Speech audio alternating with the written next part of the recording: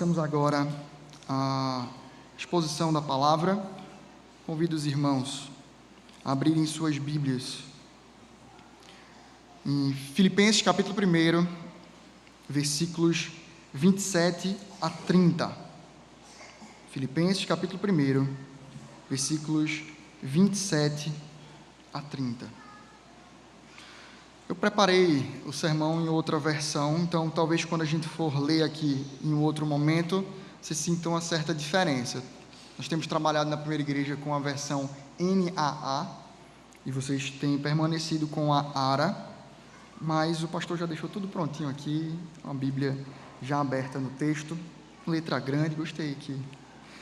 E a gente vai então ler esse trecho da Escritura Sagrada na versão que vocês têm à disposição de vocês já comumente. Diz assim a palavra do Senhor. Vou fazer a leitura e peço para que vocês acompanhem com atenção. Vivei acima de tudo de modo digno do Evangelho de Cristo, para que, ou indo ver-vos, ou estando ausente, ouça no tocante a vós outros, que estáis firmes em um só espírito, como uma só alma, lutando juntos pela fé evangélica, e que em nada estáis intimidados pelos adversários, pois o que é para eles prova evidente de perdição, é para vós outros de salvação, e isto da parte de Deus, porque vos foi concedida a graça de padecerdes por Cristo, e não somente de crerdes nele, pois tendes o mesmo combate que vistes em mim, e ainda agora ouvis que é o meu. Vamos orar mais uma vez?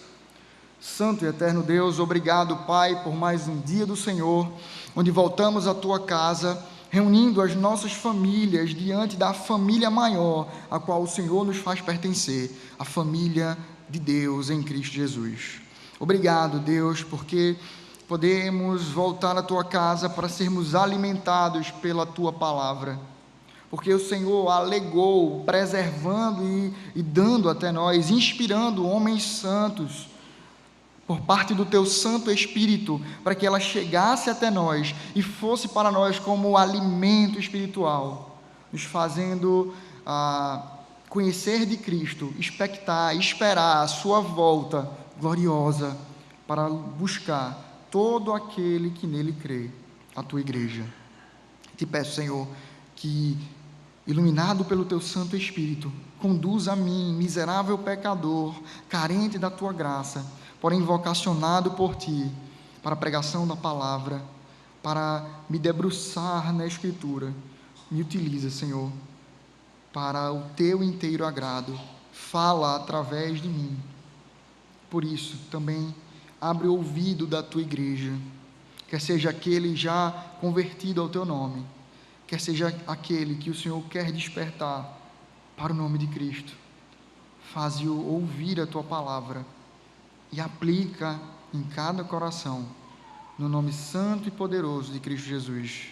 Amém. Amém. Meus irmãos, vocês já ouviram a expressão: a mulher de César não basta parecer honesta, a mulher de César não basta ser honesta, ela deve parecer honesta. A mulher de César, ela não basta parecer honesta, não basta ser honesta, ela precisa parecer. Você conhece a origem dessa expressão? Disse que a esposa do imperador Júlio César, Pompeia, resolveu dar uma festa exclusiva para mulheres, para celebrar uma cerimônia religiosa chamada Bonadeia. Um jovem chamado Públio resolveu participar de penetra, se vestindo de mulher, para então entrar. Ele é descoberto e, a partir disso, gerou um grande escândalo na cidade, porque as mulheres foram expostas àquele homem.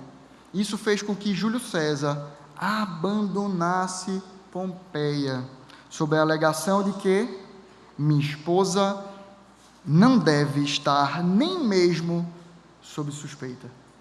Minha esposa não deve estar nem mesmo sob suspeita.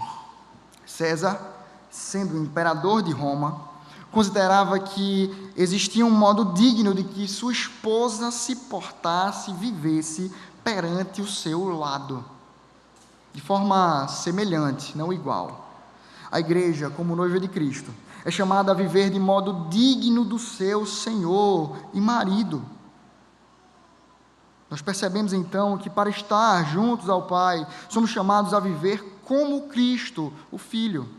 A diferença, que já adianto aqui, é que Cristo nos faz dignos, nos emprestando sua dignidade e não exigindo de nós exatamente uma dignidade que nasça do nosso próprio coração. Somos chamados então em resposta ao seu amor, viver no agrado da sua vontade. Por isso, gostaria de meditar com vocês nesta manhã sobre o seguinte tema: o modo digno de viver o Evangelho. O modo digno de viver o Evangelho. Gostaria de observar primeiro as palavras iniciais, antes de entrarmos desse direcionamento de um modo digno de se viver. A palavra que aparece inicialmente são duas. Acima de tudo, na minha versão vem primeiro. Ele mostra que, apesar das circunstâncias, ele vem adorar. Ele busca adorar e viver de modo digno. O que nos mostra que as situações, elas não precisam estar favoráveis para a adoração. Muito pelo contrário, Paulo encontra-se aqui num contexto de prisão domiciliar, onde ele está recluso em Filipos. Tratamos um pouco disso quando estudamos no núcleo de comunhão, na sexta-feira, sobre aspectos que poderiam paralisar o apóstolo Paulo, mas vemos que, pelo contrário, ele utiliza o próprio Senhor como esse impulso para vivê-lo. Então, semelhantemente aqui, ele está tratando dessa mesma situação. Acima de tudo, apesar das circunstâncias, quer seja favorável ou não, quer seja Paulo liberto ou não, como ele tem uma ardente expectativa que isso aconteça, narrado no capítulo 1 ainda, onde ele diz que era muito melhor morrer para estar com Cristo, mas ele ainda está num dilema sobre permanecer e estar com eles. O que Paulo diz é que ele tem uma expectativa de que será liberto para o louvor da glória de Cristo, para continuar louvando e glorificando ao Senhor, mas também para benefício da própria igreja, dos irmãos que estão lá. Então ele tem esse desejo de estar ali, apesar de estar vivendo um momento adverso, acima de tudo. E logo em seguida nós vemos uma expressão aqui: vivei, ou vivam, de modo digno do Evangelho. Essa expressão, ela não está muito ligada à ideia de uma vida, o respirar, o sopro de vida, mas ela faz menção muito mais a um aspecto de cidadania. O que nós percebemos aqui é que os filipenses, eles tinham um recurso, eles tinham um privilégio por serem cidadãos de Filipos diferenciado. Ela era considerada como uma extensão de Roma, lá na Macedônia, na sua região. Aqueles que se aposentavam do exército, para que Roma não fosse preenchida de tantos homens militares, ociosos, e talvez viesse mais confusão do que já tinha, eles faziam isso, elencavam algumas cidades e colocavam lá, e davam status, privilégios, talvez alguns que a gente quisesse viver um pouco, zerar alguns impostos, ou baixar muitos impostos, e eles podiam viver ali de forma honrosa e digna. Aquilo ali era um privilégio. Então Paulo, ele está fazendo essa relação com a cidadania. Assim como vocês têm o privilégio de serem cidadãos daqui em Filipos, lembrem que vocês são cidadãos dos céus, pela mediação de Cristo Jesus. Essa mesma situação. Trazendo um pouquinho do fogo para a nossa sardinha, eu acho que o recifense, ele tem um pouquinho disso. Você já teve alguma relação com algum recifense? Nós somos muito bairristas. A gente gosta muito da nossa cidade, para nós é um privilégio andarmos e vivermos por lá. Buscamos encontrar lá motivações, até mesmo fúteis, simples, para dizermos do orgulho que temos. Já fomos o maior shopping da América Latina, e a nossa referência da América Latina é um crivo bem marcante para nós. Temos a maior avenida em linha reta, que é a da América Latina, que é a Avenida Caxangá. E aí, para dar uma colher de chá para vocês, eu acredito que vocês, soteropolitanos, também têm um pouco disso. Vocês têm o privilégio de terem sido a primeira capital do nosso país, receberem aqui a coroa real. E vemos aqui que há um orgulho sobre a cidadania. O convite de Cristo em Paulo aqui é que tenhamos orgulho, no bom sentido, de sermos cidadãos de Cristo e assim nos portemos de modo digno desse Evangelho. A partir disso, então, ele traz alguns porquês, algumas aplicações de como viver esse modo digno do Evangelho, e a gente vai observar 3 aqui. O que é, então, viver de modo digno do Evangelho? Em primeiro lugar, perceberemos que viver de modo digno do Evangelho é viver em maturidade e unidade de fé. Eu vou ler na minha versão aqui, ok? Ela vai dizer que, a partir da parte B do versículo 27, diz: para quê? Viver de modo digno. Para quê? Ou indo até aí, ou para vê-los, ou estando ausente, eu ouço a respeito de vocês que estão firmes em um só espírito, como uma só alma, lutando juntos pela fé do Evangelho, e que em nada se sentem intimidados pelos adversários. O que a gente percebe aqui é o Senhor nos chamando a atenção, primeiramente, da maturidade. E onde é que a gente vê isso? Sobre a questão da supervisão. Cristo, em Paulo aqui, ele tem trazido essa ideia de que há um modo digno de viver, que precisa ser experimentado, não somente quando estão debaixo dos olhares das autoridades, não somente quando o pastor Marcos está presente, ou alguém do conselho está presente enquanto nós vivemos a nossa vida. Paulo está dizendo que, quer seja a minha presença física aí, ou na ausência, vivam de um modo digno do Senhor. Vivam de forma a agradar ao Senhor. Isso é maturidade. Maturidade que a gente muitas vezes não vê nas nossas crianças, não é, filhos? Porque são imaturos. Quando a gente orienta, não coloca o dedo na tomada, e no primeiro momento que eles podem, às vezes até aos nossos olhos, desafiando a nossa ordem, eles vão lá e tentam colocar ou colocam. Viver de modo digno do Senhor, crianças, é não colocar o dedo na tomada, obedecer a Cristo, enquanto obedecemos aos nossos pais. É não dependermos de papai ou mamãe estarem no nosso lado ali, dizendo repetidas vezes o que é para ser feito. Mas além disso, é obedecer enquanto os olhos deles não estão sobre nós. E além do mais, nós precisamos entender que viver de modo digno é viver sob o olhar de Deus. Não talvez como muitos, por uma tradição anterior, viam a Deus como um carrasco, a Cristo como um carrasco.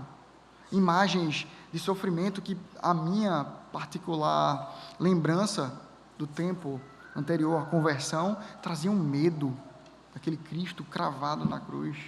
Medo dele vir e me perseguir. Não é nesse sentido, crianças e irmãos, que nós devemos temer ao Senhor, mas devemos temer com a alegria de saber que somos afeitos a Deus, somos achegados a Deus por Cristo, somos chamados por Ele de co-herdeiros dos céus, e como resposta desse amor tão gracioso derramado em nosso favor, é que nós somos chamados a viver de modo digno.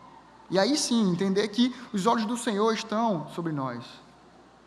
A palavra nos diz que os olhos do Senhor estão em todo lugar, a contemplar os maus e os bons. Ele está supervisionando. Foi lido em algum momento que Deus se inclina para contemplar o que acontece aqui na terra. É a ideia de que Ele se debruça diante de nós como um Pai atencioso e amoroso. E diante dEle devemos plena obediência. É diante dEle que prestamos culto, é a Ele que prestamos culto, é nele que vivemos, é para Ele que devemos viver de modo digno. Porém, essa maturidade, ela também é aplicada e é direcionada a uma outra questão, quando nós vemos a questão da unidade sendo direcionada. Essa maturidade de viver, quer seja sobre o olhar do pastor ou não, sabendo que vivemos sobre o olhar de Cristo, a cuidar e providenciar tudo aquilo que é necessário para nós, Ele nos chama então a vivermos não como um corpo dividido, mas um corpo unido. Ele nos diz então, ouça no tocante a vós outros, que estáis firmes em um só Espírito, firmes, alicerçados na palavra, tendo um só Espírito.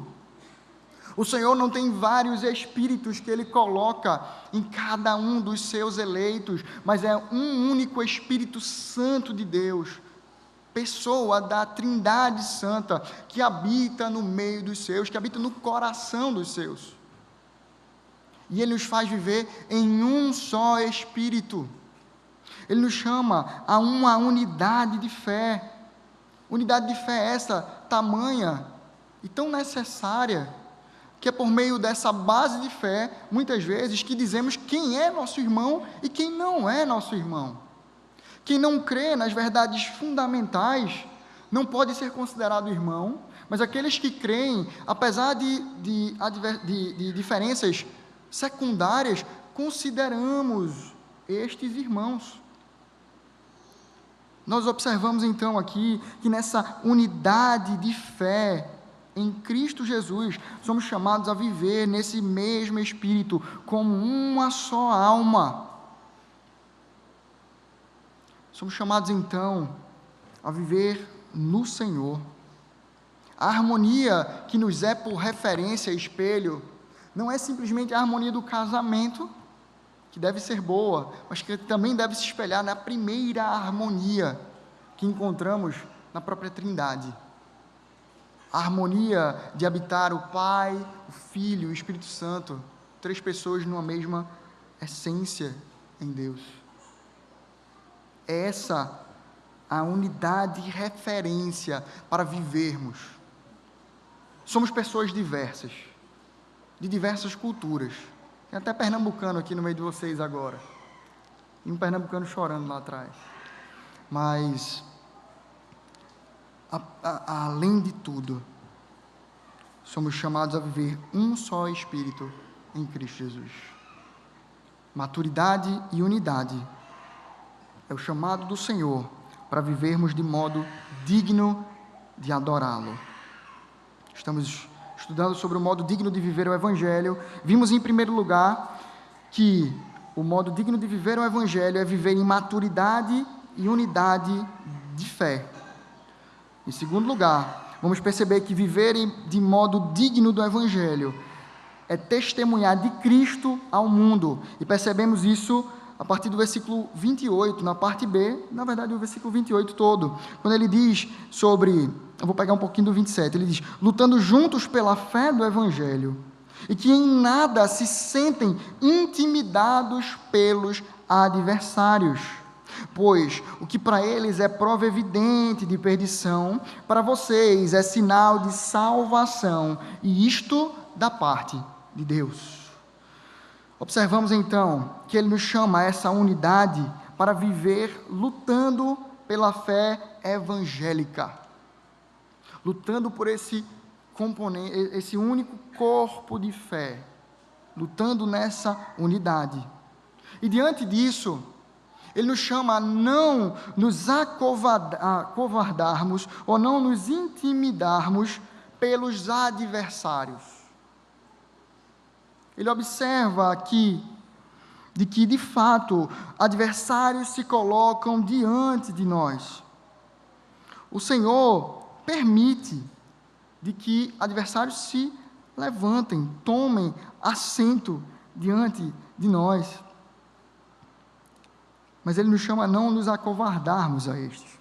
Pastor Augustus, pregando e no seu livro, tratando sobre esses possíveis adversários, ele vai falar de que, possivelmente, eles podem vir dentre os judaizantes, dentre alguns que tinham uma teologia à época já liberal, e também destaco aqui cidadãos comuns, incomodados pelo Evangelho. O que percebemos nesses 3 grupos é que parte deles podem estar no meio de nós. Os judaizantes chegavam com uma proposta de que sim, é Cristo, mas é Cristo com mais isso aqui. Os liberais, talvez, já dispensaram a Cristo há muito tempo. Os cidadãos comuns, como nos diz a palavra do Senhor, o verdadeiro Evangelho trazia coceira aos seus ouvidos. E o que nós percebemos aqui é que Paulo não deixa nem claro quem os são, justamente para que a gente não se intimide com nenhum destes. Qualquer adversário que se levante para que a gente viva de modo digno do Evangelho, deve ser por nós, de pronto, desprezados nesse sentido. Desprezados os seus conselhos, as suas intimidações, mas muito pelo contrário, o convite é agora a testemunhar deles da graça e do favor de Cristo. Veja se não eram assim que viviam os mártires do primeiro século, ou dos primeiros séculos. Veja se não era a ponto de ser até aberta a porta da morte, serem mortos, serem torturados, para viver de modo digno do Evangelho. Independente de quem possivelmente se levante como adversário, precisamos nos manter firmes e resolutos em Cristo Jesus, pela presença do seu Santo Espírito em nós, que nos habilita a responder coerentemente com a graça e favor que Ele derrama sobre nós. Somos chamados então a viver Cristo, como em Gálatas nos diz, morremos naquela cruz, para que Ele viva em nós. A partir de então, devemos desprezar qualquer conselho longe da Escritura, longe do conselho do Senhor. Porém, tem uma parte do texto bastante curiosa e até difícil de interpretar. Trago de volta para mim o pastor Augustus comentando sobre esse texto, quando ele fala sobre: pois o que para eles é prova evidente da perdição de vocês é sinal de salvação, e isso da parte de Deus. O que seria então isso de que para eles é prova evidente de perdição? O pastor Augustus ele elenca a ideia de que essa própria perseguição, essa própria disponibilidade para sofrer, essa própria o tempo ruim, o tempo se fechar para o Evangelho, pode ser exatamente essa prova evidente que para eles era de perdição. Como é que vocês estão dispostos a isso? Se esse Evangelho de fato é bom, por que vocês sofrem? O que nós percebemos então é que o que Paulo levanta é de que isso aponta para de que Deus ele é gracioso em cuidar do seu povo e, passando eles sim pelo sofrimento, aquilo ali molda e edifica a sua igreja à imagem e semelhança de Cristo. Ele não poupou o seu filho de sofrer na cruz, e por isso ele nos chama assim a dar testemunho, apesar desses sofrimentos, falando de Cristo, anunciando a sua palavra e vivendo de forma coerente e digna do Senhor. Quando nós somos contentes e resolutos no Senhor, isso abala o mundo. Quando passamos por provações e adversidades e passamos de forma coerente do Senhor, o mundo é abalado por esse testemunho. como é que eles podem morrer dessa forma? Como é que eles podem sofrer dessa forma? O testemunho da graça passa por anunciarmos e vivermos o Evangelho, quer sejam favoráveis os ventos, quer não. Estamos estudando sobre o modo digno de viver o Evangelho. Vimos, em primeiro lugar, que viver de modo digno do Evangelho é viver em maturidade e unidade de fé. Vimos, em segundo lugar, que viver de modo digno do Evangelho é testemunhar de Cristo ao mundo. Em terceiro e último lugar, dos versículos 29 e 30, perceberemos que viver de modo digno do Evangelho é sofrer contente por Cristo. É sofrer contente por Cristo. Difícil trabalhar isso, né? Os versículos vão nos dizer que porque vos foi concedida a graça. Na minha está invertida, eu gosto dessa inversão, vou ler na minha, tá? Vocês receberam a graça de sofrer por Cristo. Não, tá igual. E não somente crer nele. Então, vou voltar para vocês. Porque vos foi concedida a graça de padecerdes por Cristo e não somente crerdes nele. Não somente crer nesse Evangelho, mas também padecer, sofrer as dores do Evangelho. Ele diz: pois tendes o mesmo combate que vistes em mim, agora ouvis que é meu. O que é que ele está dizendo com ouvis que é meu? Eu estou vivendo ainda esse combate, esse dilema, essas dores. O que nós percebemos então é a realidade de que haverão sofrimentos presentes na vida da igreja. A Escritura nos mostra que no mundo tereis aflições, passarás por dificuldades. E o que alegra o nosso coração é: mas tendes bom ânimo, eu venci o mundo. E você pode estar perguntando: Pedro, você acabou de falar de sofrimento e está trazendo novamente aqui essa ideia. Sim, o destaque não está aqui nos sofrimentos que passaremos, mas na ideia do contentamento nesse sofrimento. Estejam contentes, sofram contentes. E vale destacar que aqui ninguém precisa gostar de sofrer. O convite aqui não é ao se deliciar, goste, se corte, busque um problema para você. Não é isso que a Escritura Sagrada nos está chamando a viver e experimentar. É contemplar de que, quando estamos na contramão desse mundo mau, vil, onde jaz o maligno, isto virá sempre diante de nós. E como nós devemos reagir? É nos dobrando diante disso? É nos dobrando diante das confusões desse mundo? Padecermos com o nosso coração entregue ao sofrimento? Não. É estar contente de que tudo isso é operado pelo Senhor para o louvor da sua glória e para o engrandecimento do seu reino, que nós somos componentes dele. Todas as coisas, não é metade, não é só aquelas que parecem boas aos nossos olhos. Todas as coisas cooperam para o bem daqueles que creem em Cristo Jesus, que vivem confiantes em Cristo. O convite então não é: ame sofrer, queira uma dor, busque lá.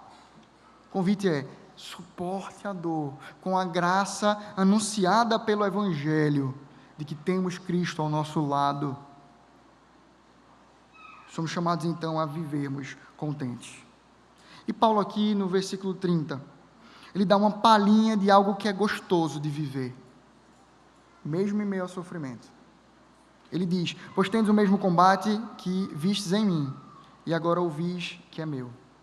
Qual a ideia que Paulo está dizendo aqui? É de que vocês não estão sós nisso. E aí primeiro ele se apresenta. Essa é uma luta que é conjunta, meus irmãos. Não é só você que está passando por dificuldade, eu estou aqui também. Vivemos essa mesma luta. O que ele está nos querendo dizer é que temos uma igreja para viver juntos, esse modo digno, e sofrermos juntos, cuidando uns dos outros. Ele nos chama a um pastoreio mútuo, a um cuidado de vida um com o outro. Não é à toa, não é para preencher a agenda da igreja que temos reuniões de oração, núcleos de comunhão, cultos de manhã e à noite, EBD. Não é para dar o check aqui, valer o salário do pastor. Não é para que a gente tenha um clube bem organizado, como muitas vezes encaramos a igreja, o sendo. Mas é para que a gente possa suportar as aflições no colo de Cristo, tendo às vezes o ombro amigo de um irmão. E além dessa perspectiva de que temos uns aos outros, temos a Cristo conosco. A Escritura nos mostra em 1 João que Ele é advogado junto ao Pai, intercedendo por nós. Parte do ministério da mediação de Cristo é Ele interceder por nós. Temos um intercessor diante do Pai, Cristo Jesus o justo. Nós temos a Cristo cuidando de nós nos céus, a ponto de que Ele diz que está agora, não à toa, esperando acordar do cochilo, porque Ele cansou-se demais a nos servir aqui, vivendo e morrendo na cruz e ressuscitando. Mas Ele tem preparado lugar.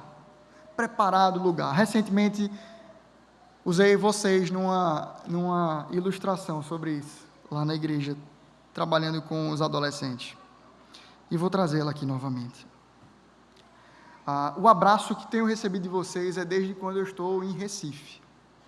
Na pessoa dos irmãos que compõem ali, o pastor Marcos e os irmãos que compõem a mesa administrativa da IP Litoral, da congregação, cuidando de nós, pensando em tudo, nos hospedando num bom lugar, colocando para nós uma mala extra para trazer tantas e tantas coisas nas demandas de um bebê de 3 meses e meio, disponibilizando carros grandes, né, para trazer as nossas malas também, e cuidando de nós em todo momento, não deixando a gente passar um fio de preocupação. Isso é amor de Deus derramado na vida uns dos outros. Eu tenho certeza que só podemos experimentar isso, não porque os irmãos são super-homens, não porque os irmãos são pessoas de reputação ilibada, mas porque Cristo direciona cada um de nós a este tipo de cuidado, a nos importarmos um com o outro. E se isso é experimentado fora da igreja, isso também não descansa na pessoa. Vemos tantas pessoas boas nesse sentido, que são generosas, que buscam cuidar, ainda assim a graça comum do Senhor a cuidá-las, a dar a elas essa possibilidade. Só podemos amar porque Cristo nos amou, porque Deus é amor e nos emprestou isto para experimentarmos. E este Deus nos amou de forma tamanha que Ele não se negou a sofrer as agruras, as dores, a angústia da cruz. Cristo foi até a cruz. Às vezes a gente lê de forma rápida e parece que a gente não entende as dores que estão ali. E essas dores são antecipadas até mesmo quando Cristo está no Getsemane e sua como se estivesse sangrando. Ali Ele pede: Pai, se for possível, afasta de mim este cálice. Mas não morre aqui a sua oração, graças a Deus. Porque Ele nos diz: mas seja feita a tua vontade, não a minha. E Ele recebe então todo do castigo e ira de Deus, que pesaria contra mim, contra você. O escrito de dívida que era contra nós, foi pago. O boleto está pago por Cristo. Porque Ele resolveu sofrer por nós, de forma contente, para agradar ao Pai. Ele se dispôs a ser moído, como vemos em Isaías 53. ele foi moído para o agrado do Senhor, porque Deus não compactua com o pecado, por isso Cristo morreu como pecador em nosso lugar, para nos fazer santos no lugar dele.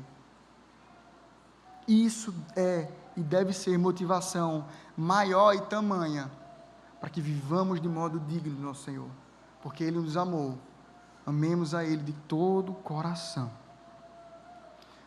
Queridos, diante dessas verdades, eu gostaria de trazer algumas aplicações e desafios ao nosso coração. Em primeiro lugar, pensando sobre viver em maturidade e unidade de fé, quando vivemos uma coisa na igreja e outra na nossa vida fora, como se a gente pudesse separá-la, né? Mas às vezes a gente faz isso. Nela vivemos coerentemente não vivemos coerentemente com o nosso Senhor Jesus. Se na lista de dizimista eu sou exemplar, mas nos negócios eu sou desonesto, não estou vivendo de modo digno de Cristo. Nós não somos chamados a botar uma capinha, uma vestimenta de crente e vivermos um evangelho aqui e outro lá, uma vida aqui e outra lá, fora. Somos chamados à integridade. Isso aqui não é um convite a deixe de ser dizimista, não, para você viver o mundo afora, não. É pelo contrário. Obedeça ao Senhor, ame ao Senhor e a sua palavra, viva de forma coerente, lembrando que os olhos do Senhor não estão nessas câmeras que nos cercam aqui, mas estão em todo o lugar, a contemplar os maus e os bons, e não somente contemplar, como já falamos, nessa perspectiva predatória, acusadora, não, até mesmo para nos auxiliar com a providência, como temos estudado aqui. Deus é um Deus gracioso nisso. Então, meu irmão, se nós dependemos do olhar dos pastores, do conselho ou dos irmãos para viver de modo digno, ou crianças, dos nossos pais, dos nossos amigos, para não colocar o dedo na tomada, sabe que podemos estar vivendo de modo digno até de alguém, mas que não é de Cristo.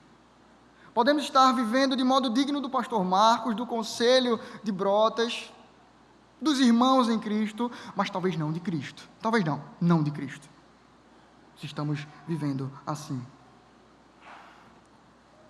Nós somos chamados, então, a de forma especial, vivermos em Cristo para o seu inteiro agrado. E nisto, Ele coloca o seu Santo Espírito para habitar em nós. A nossa tarefa única, o único caminho de mão dupla em toda essa salvação é vivermos em santificação. Para isso, precisamos viver uma vida regada pela palavra de Deus, todos os dias, alimentando o Espírito Santo que habita em nós e nos fazendo, então, viver de modo digno, de modo coerente com o Senhor. Em segundo lugar, falamos sobre testemunhar de Cristo ao mundo. Muitos são os impeditivos que se levantam contra a pregação do Evangelho. Cartilhas governamentais, como conversei ontem com o presbítero Jefferson, acusações de diversas de intolerâncias e outras coisas mais. Porém, somos chamados a testemunhar de Cristo a tempo e a fora de tempo.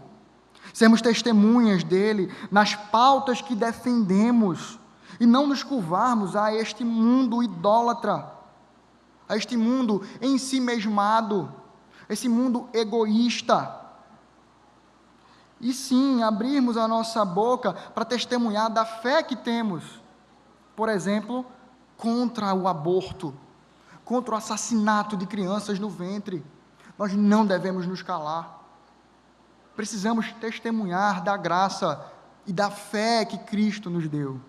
Além disso, meus irmãos, além desse aspecto ao outro, somos chamados a testemunhar com a nossa presença. O Evangelho vivido por nós deve ser um anúncio de que Cristo é Senhor, Ele vive e reinará, e reina, e voltará. Viver de modo digno de Cristo é testemunhar com a vida que cremos nele. Não é à toa que Deus nos dá igrejas locais. Costumo dizer que temos responsabilidades como igreja local, de alcançar aqui o bairro de Brotas, de alcançarmos lá no litoral norte, Lauro de Freitas, a parte ali praiana, onde estamos inseridos, não é à toa.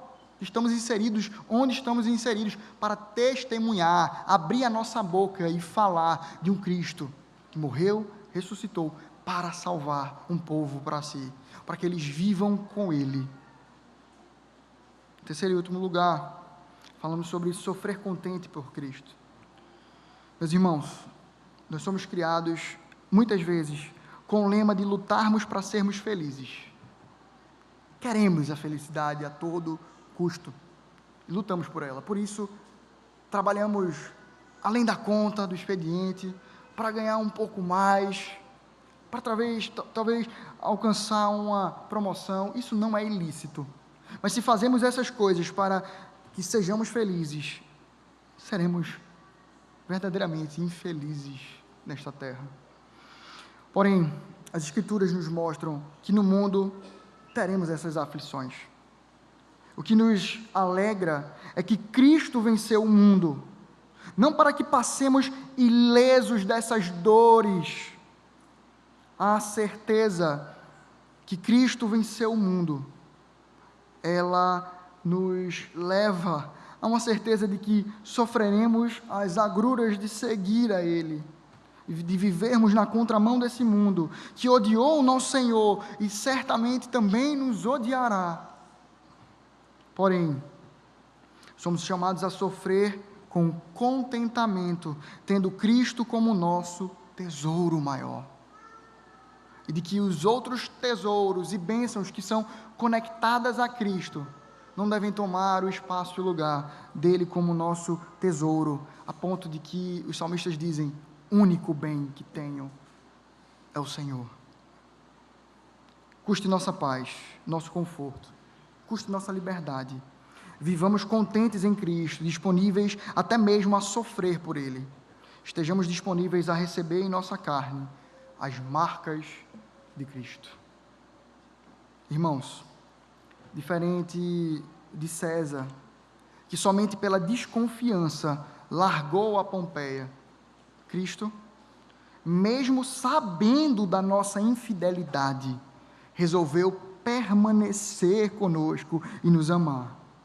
Ele resolveu nos perdoar, nos purificar e nos habilitar a viver com Ele.